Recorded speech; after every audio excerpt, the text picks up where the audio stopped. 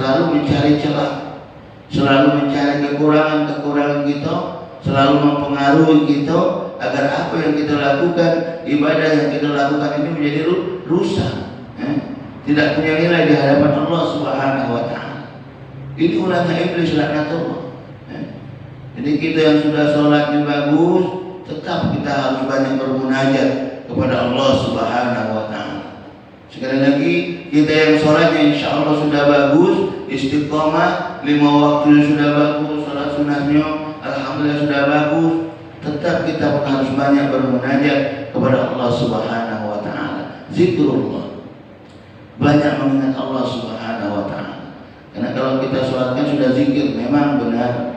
Cuman kan kalau kita sholatnya zikir ketika sholat, atau sholat itu ada waktu-waktunya. Zuhur, asar, maghrib, isya, subuh. Nah di sela-sela waktu sholat itulah yang terkadang kita sering lalai. Selesai sholat subuh ini nanti kita keluar dari sini melakukan aktivitas. Nah ketika aktivitas yang kita lakukan ini tidak kita jaga benar-benar, tidak kita perhatikan diri kita, maka naudzubillah, bisa jadi syaitan masuk mempengaruhi kita, dan akhirnya tadi kami katakan di awal, kalau kita tidak jaga diri kita, tidak jaga amaliyah perbuatan-perbuatan kita, tidak jaga tubuh kita, lisan kita dengan bagus, maka naudzubillah, bisa jadi lisan kita ini nanti membawa kita kepada kecelakaan tatkala kita kembali kepada Allah Subhanahu wa Ta'ala.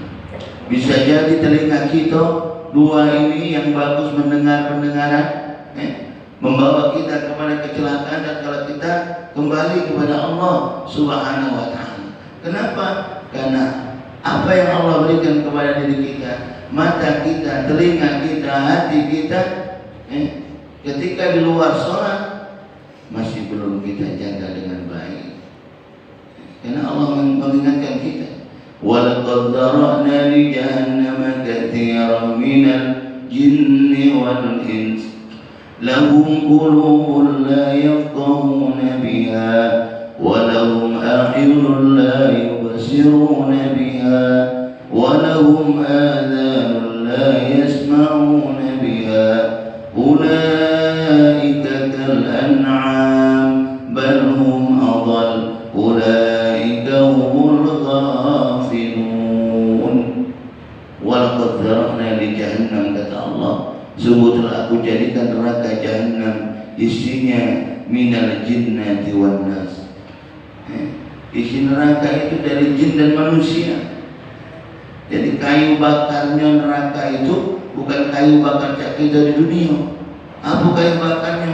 Kita, jinnati wan nas, jin dan manusia. Siapa mereka? Lahum qulubun la yafqahuna biha. Mereka yang dikasih hati oleh Allah Subhanahu wa Ta'ala, tapi hatinya tidak dipergunakan untuk banyak zikrullah, tidak dipergunakan untuk banyak mengingat Allah Subhanahu wa Ta'ala. Hatinya malah dipergunakan untuk memilih sesuatu yang dilarang oleh Allah Subhanahu wa Ta'ala. Karena setiap perbuatan kita, setiap amaliyah kita, itu yang menentukannya hati kita. Hati yang punya kendali. Kalau kata hati jangan, maka tidak kita lakukan. Tapi kalau kata hati, lajulah, sayang, mumpung ada kesempatan, sendal itu baru, sendal kau jelek, kata Ustaz, tombeklah yang bagus-bagus, tinggal ke yang buruk, misalnya dilakukan. Nah itu hatinya. Maka oleh karena itu kita juga jangan lupa selalu menjaga hati ini tadi, agar hati kita bisa mengarahkan kita kepada hal-hal yang baik, yang mendapat keridhaan dari Allah Subhanahu wa Ta'ala. Jaga hatinya.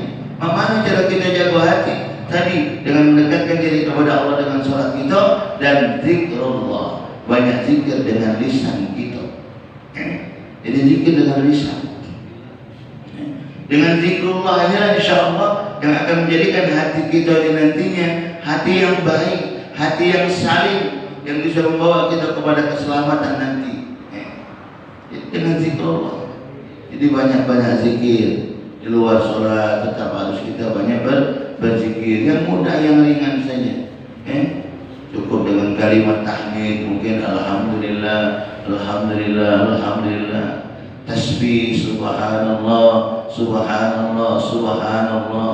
Kalimat takbir, Allahu akbar, Allahu akbar, Allahu akbar.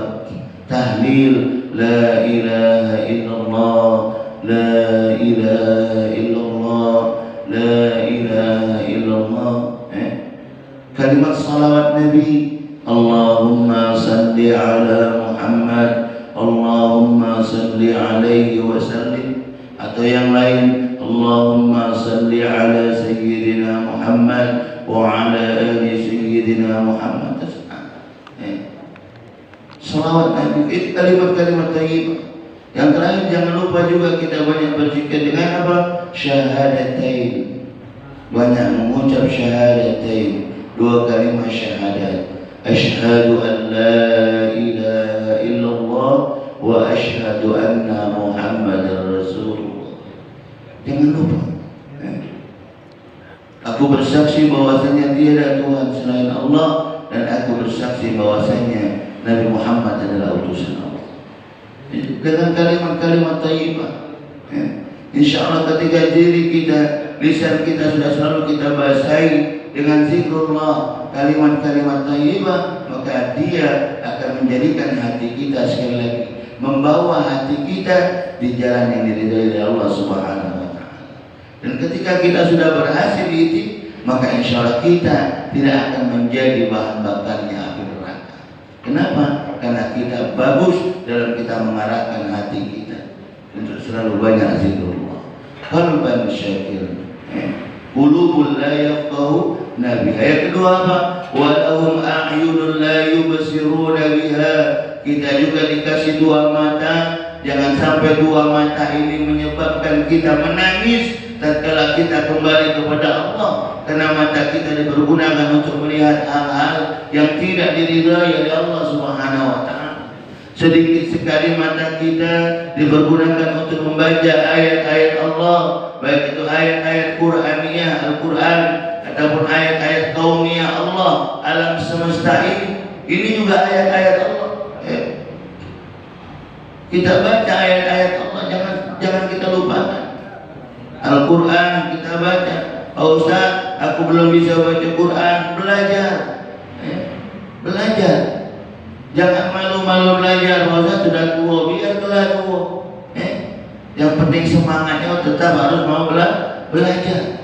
Walaupun mungkin wong ketika mendengar kita baca tersenyum, ketawa, biarlah dia tertawa.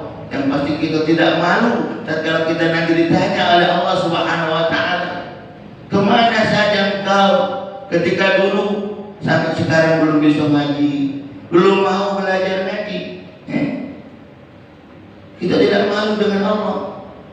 Walaupun kita maaf masih ada tak dalam kita belajar Al-Quran, terbata-bata, tidak apa-apa. Pokoknya tetap harus belajar. Di Masjid Akbar ini alhamdulillah, pengajiannya aktif, pengajian belajar Al-Qurannya ada sudah. Tinggal lagi diteruskan baik sama yang baru, insyaallah yang bisa lebih bagus lagi, lebih baik lagi. Tinggal itu tadi, ketika pengurus sudah menyiapkan wadahnya untuk belajar, kitanya juga harus mau belajar. Jangan pengurusnya nyiapkan wadah untuk belajar, tapi yang belajarnya tidak ngerti.